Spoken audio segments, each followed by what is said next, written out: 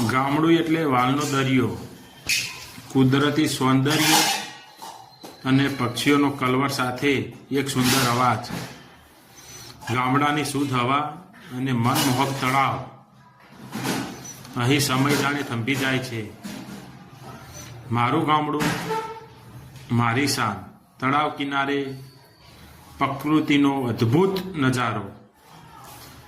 ગામડું બદલાશે, સુંદર રિવરફ્રન્ટ બનશે. પ્રગતિના પંથે અમારું વતન.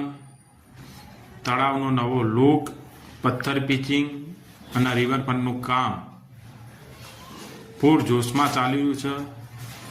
ગામડા પણ હવે શહેર જેવી સુવિધાઓ, સુંદર રિવરફ્રન્ટનું કામ, નિર્માણ કાર્ય ચાલુ છે. તમે જોઈ રહ્યા છો.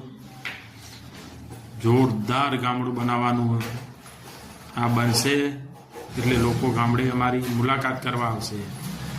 તો જોરદાર ગામડું બનાવ્યું એમ.